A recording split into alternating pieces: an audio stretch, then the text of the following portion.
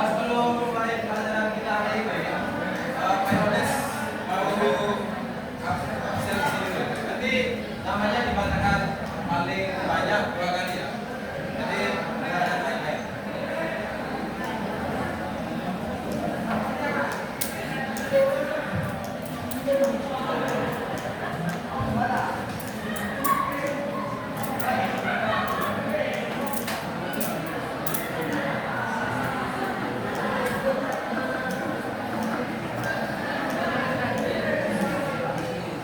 Abdullah Faruk,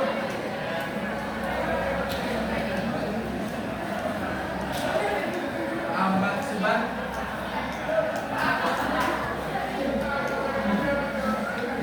Alfian Lydia, Ananta Almaida,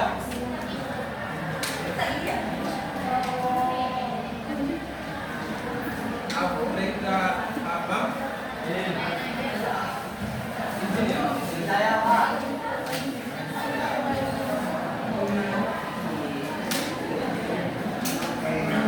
Audrey Sakira,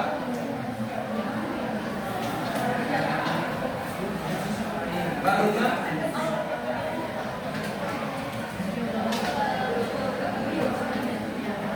Ranisa Ablak,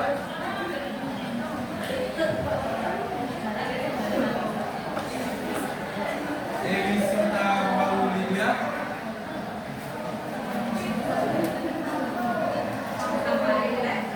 Mas Rizky Lukas, Evelyn,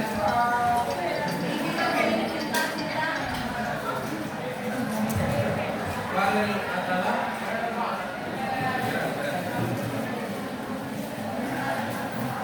Florencia,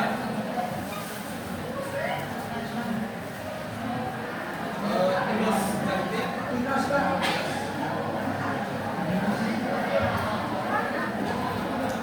Intan Ramadhani, Kesya,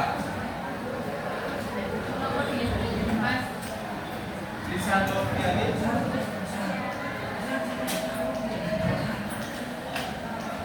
Melvin Musa,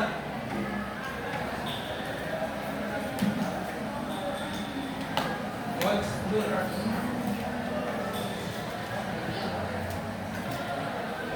Coach Nur Haikal,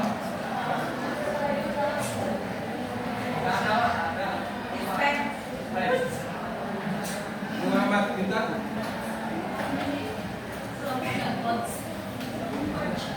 Muhammad Zur,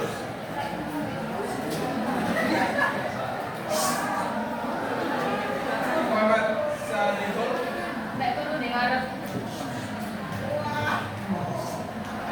Najwa Nuril,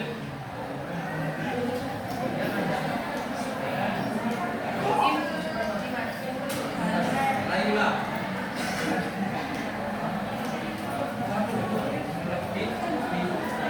Den Manja,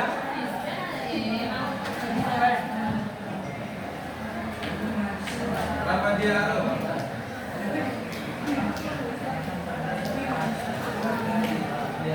Rangga Iwan Kusuma,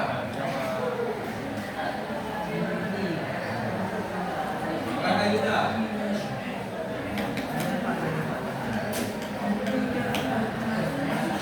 Reski Adinda, Reski.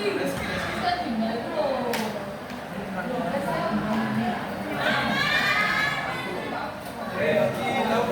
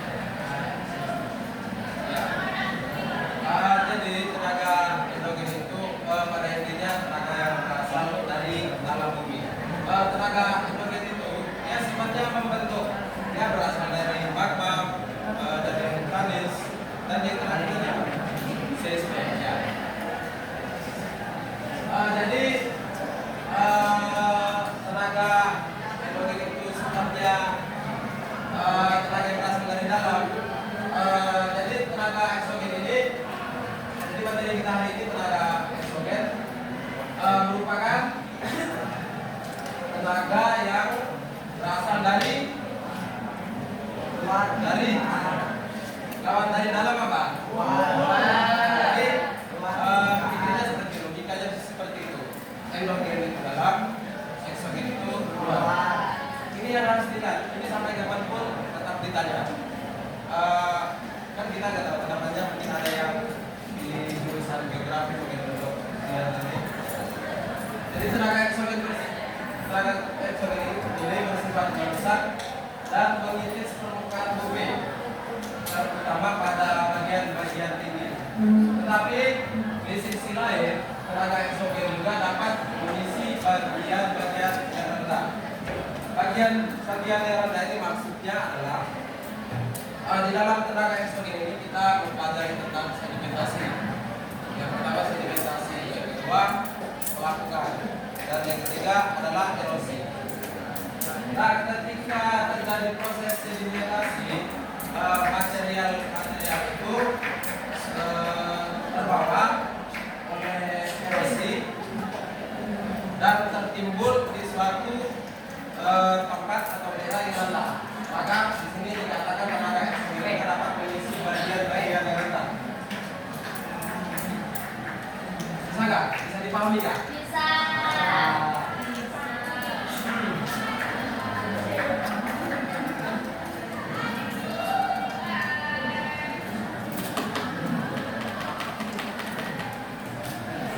Nah, di dalam tenaga eksogen ini apa yang kita pelajari? Yang pertama adalah pelapukan, yang kedua erosi, yang ketiga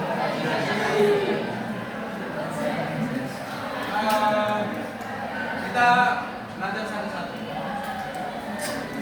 Yang pertama adalah pelapukan. Pernah baca? Baca.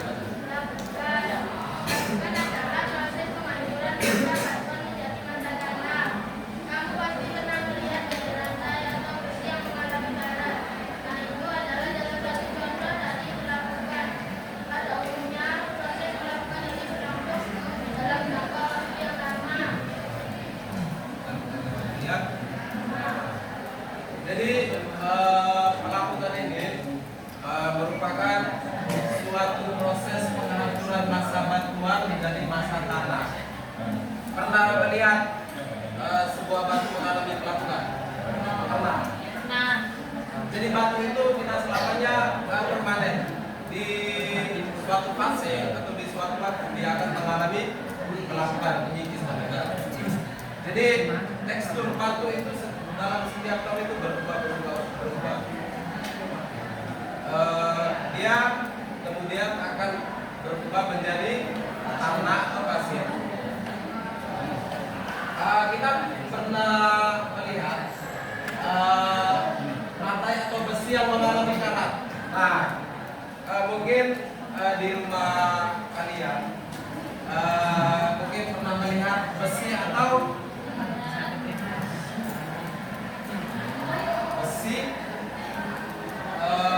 misalnya rantai jongkok ya, pernah melihat mengalami penaratan. Nah, itu yang dinamakan pelapukan. Jadi proses pelapukan ini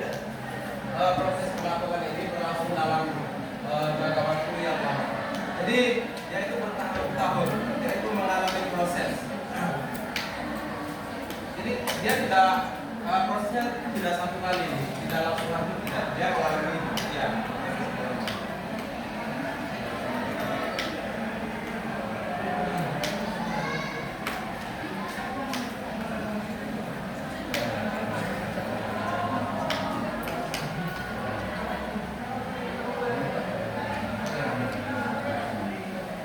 Jadi di dalam proses terjadinya pelapukan itu ada tiga. Yang pertama pelapukan fisik atau mekanis, yang kedua pelapukan biologis, dan yang ketiga adalah pelapukan kimia.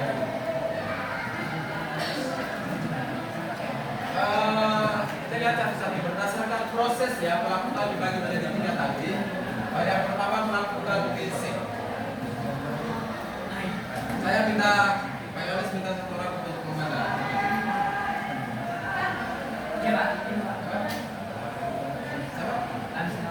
Kenapa nggak angkat? Sudah Pak. Apa? Iya. Oh, angkat tapi bela saja. Oh, saya ini ya. Bukan fisik. Padahal sudah semua pada Saya berdua Pak. oh ya. Saya tiga.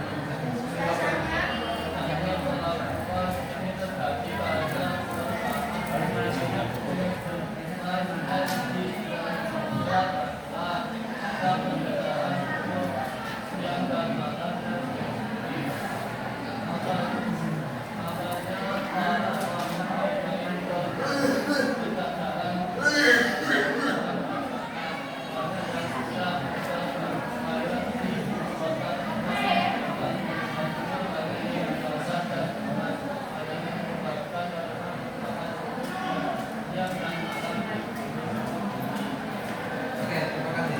Coba dulu. Lupa. Lupa. Coba. Jadi melakukan fisik ini merupakan proses penghancuran batuan menjadi pecahan yang lebih kecil terjadi tanpa mengalami perubahan susunan kimia. Biasanya melakukan ini terjadi karena perubahan mesin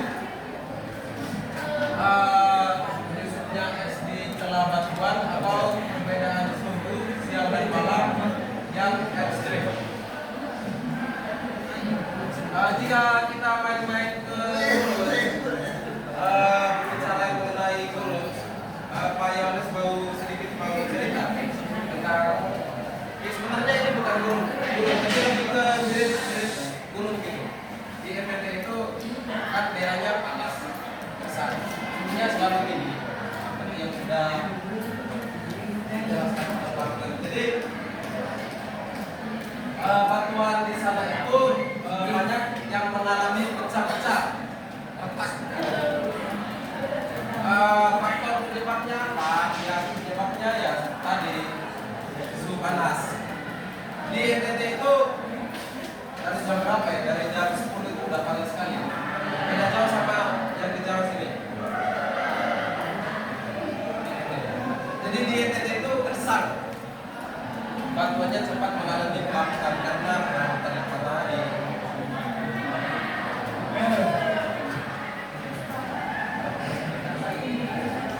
Yang kedua, Ada.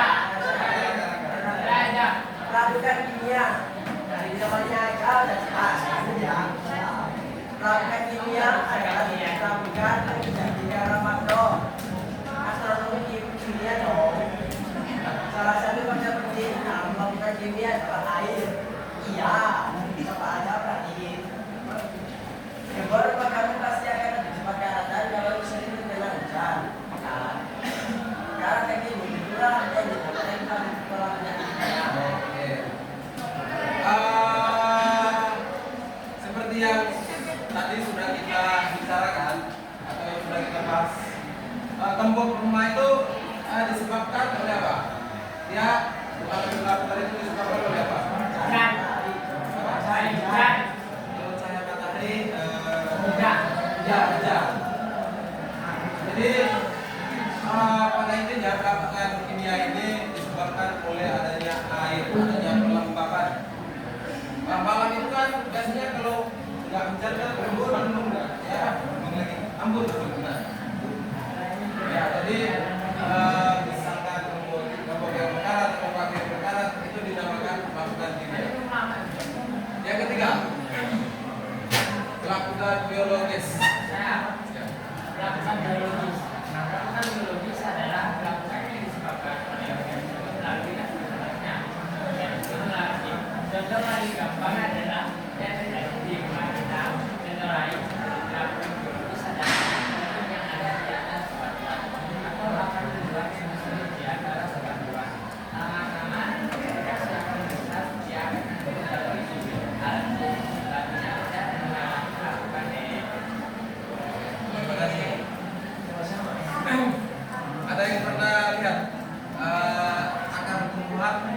merambat masuk ke batu. Pernah?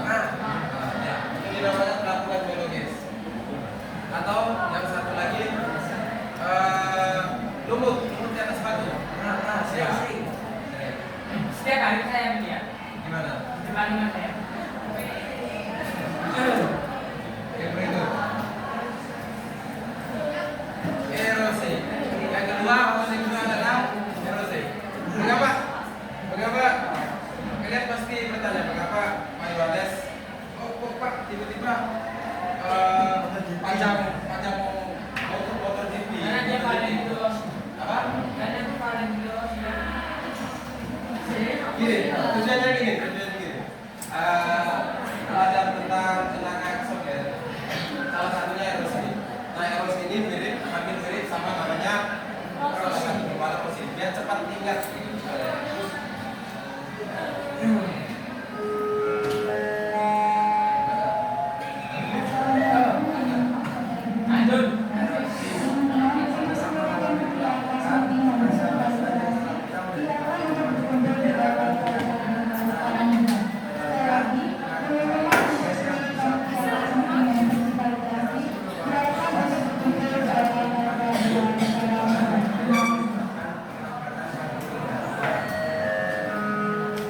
Jadi erosi ini setelah mengalami pelangkan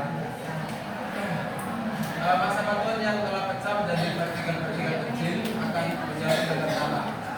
Setelahnya tenaga eksogen yang bisa muncul adalah erosi. Erosi merupakan proses penipisan permukaan bumi oleh media yang melibatkan pengangkatan partikel batu.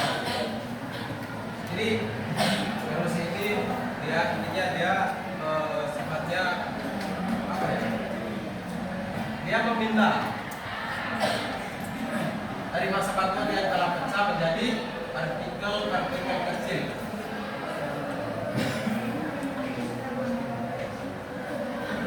Prosesnya penipisan permukaan bumi oleh media yang melibatkan pengangkatan partikel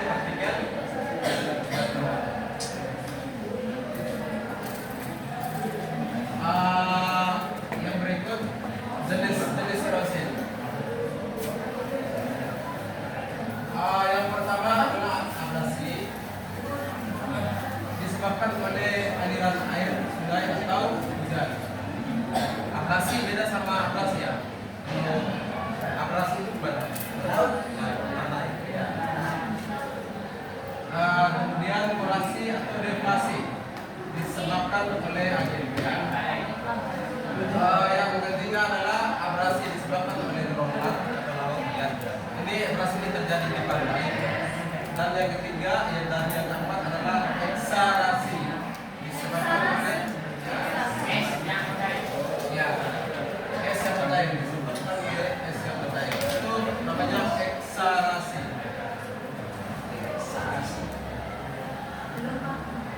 Oh ya.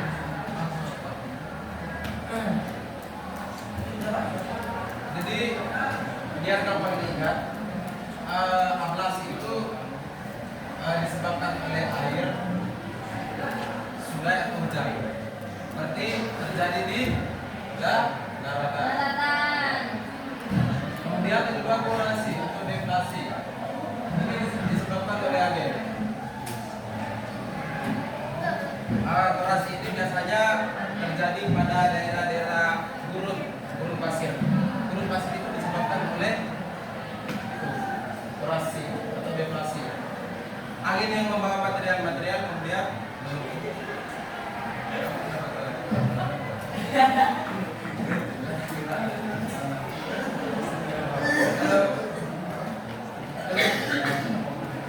sekarang saya harus tanya untuk bilang ya, singkat. Kalau kamu nggak usah lihat slide. Kalau ablasi itu disebabkan oleh apa?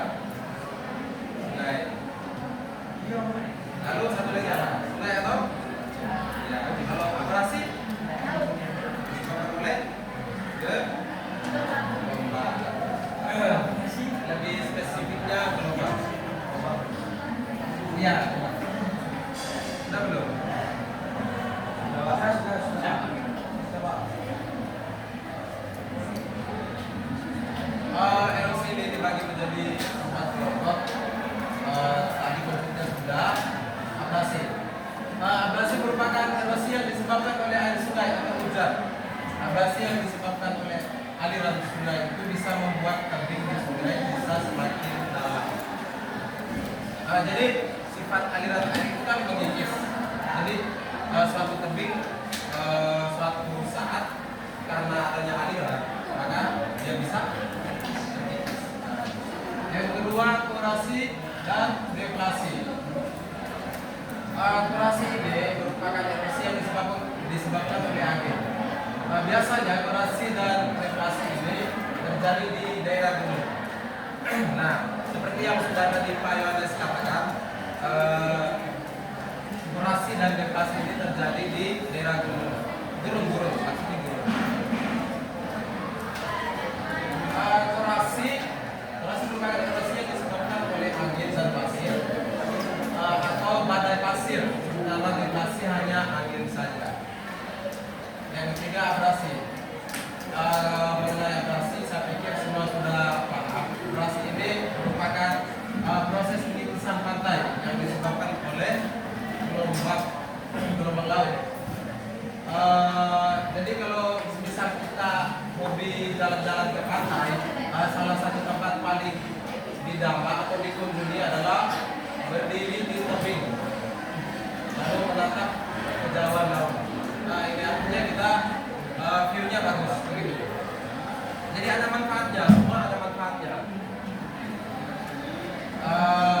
Yang keempat adalah eksarasi. Eksarasi merupakan pengikisan yang disebabkan oleh es yang mencair atau gerakan lava es. Karena mencairnya es ini akhirnya batuan yang akan masuk ke bawah dan menggunakan fenomena alam asli dari eksarasi ini dinamakan surf. Penampakannya seperti sebuah pantai yang menjorok ke darat dan dikelilingi oleh tebing curam. Ada yang perlu catat nggak? Tidak. Lanjut ya. Oh, kelas ini hari semuanya hari sini. Iya. Ya, semua kelas. Kisi-kisinya sudah dikasih. Ini jawabannya coba. Apa? Jangan. Kita harus seperti itu. Dan yang ketiga adalah sedimentasi. Siapa yang mau baca? Yang ini. Nah, ini Pak. Ilatul Fania. Yang ini. Nggak bisa Pak, nggak bisa Pak. Nggak bisa Pak. Tidak sah. Nggak bisa Pak. Nggak bisa itu Pak. Tambah, Alasan ini Pak. Tadi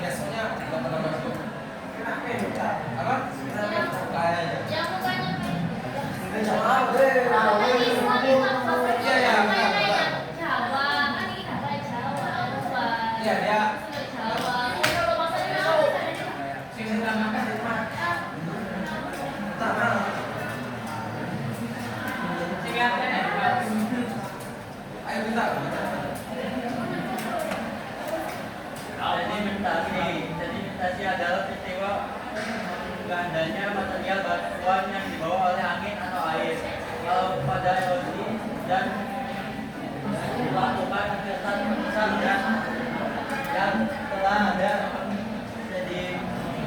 sedimentasi itu menambah material baru. Oh ya. Jadi sedimentasi ini pada intinya terjadi peristiwa pengendapan material bantuan yang dibawa oleh angin atau air. Kalau pada posisi dan melakukan terkesan rusak yang telah ada, pada sedimentasi ini justru menambah atau dia membawa material baru. Dia mengangkut materialnya diangkut ke suatu tempat. Nah ini.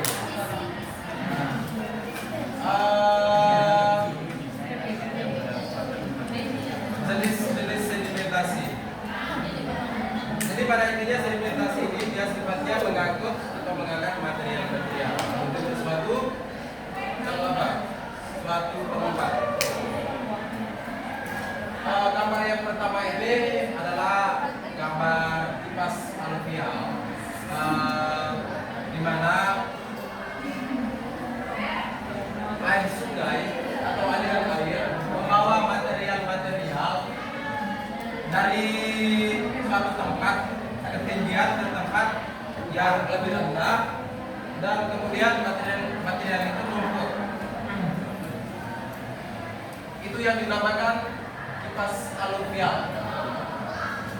Yang kedua adalah tombolo. Pernah lihat gambar seperti ini? Tombolo di mana? Yang sering gambar saya pasti pernah. Ya. Nah,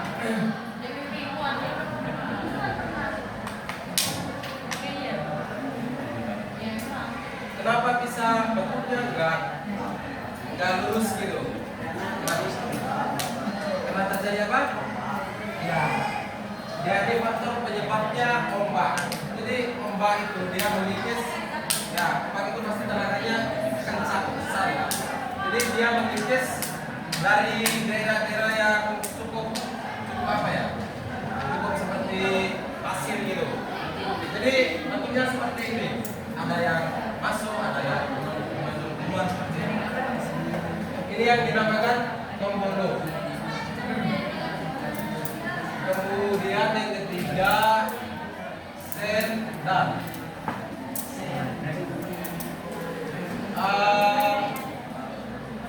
Ini disebabkan oleh tenaga angin, seperti yang sudah dikatakan oleh Roles tadi. Gurun itu disebabkan oleh tenaga apa? Ya. Tenaga apa? Jadi gurun ini prosesnya angin membawa material kecil seperti debu, seperti tanah atau pasir menumpuk di suatu tempat. Ini harus diingat. Mungkin banyak ada yang bertanya, gurun itu prosesnya gimana sehingga bisa terjadi suatu gurun gitu. Jadi penyebabnya adalah angin. Angin mengangkut material, kemudian tertumpuk di suatu tempat, terjadilah gurun.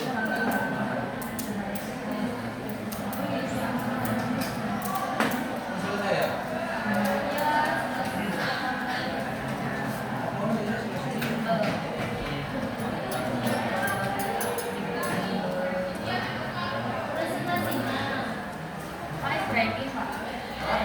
Oke ya.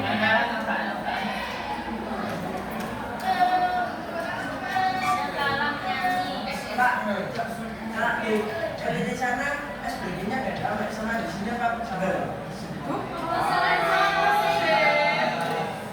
Kalau di RDT ya paling kepingnya sama kayak sama. Jadi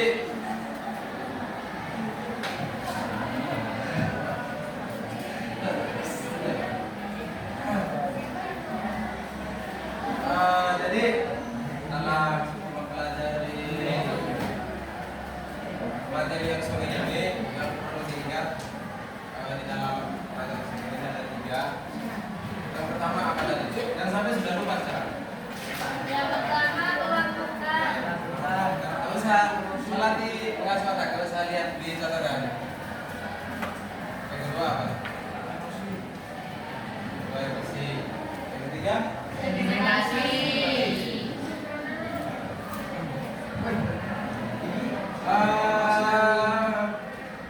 Nova. Jika Anda bangun di pagi hari, lalu Anda melihat tembok rumah Anda berkarat, itu didapatkan melakukan apa? Kimia. Kimia. Apa? Kimia. Jadi pada intinya melakukan kimia itu disebabkan oleh air. Itu selalu digambar.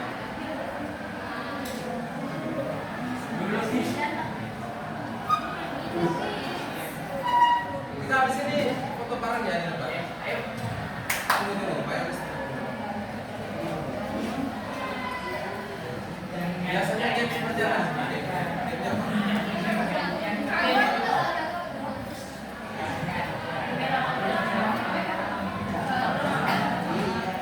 Mancing paling.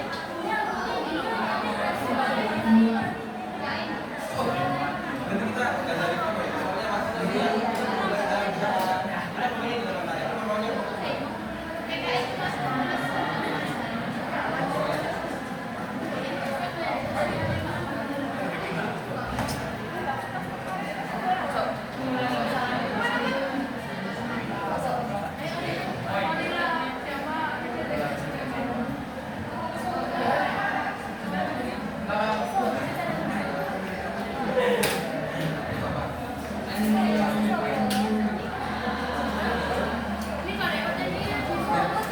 Sabar, sabar, orang sabar suaminya apa?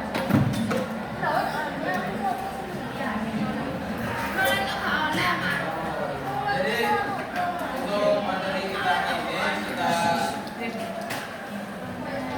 akhiri. Untuk garisnya kan boleh ujian ya. Besok mahasiswa PMB sudah akan datang ke surat papasan. Kita sudah selesai, masalahnya sudah selesai.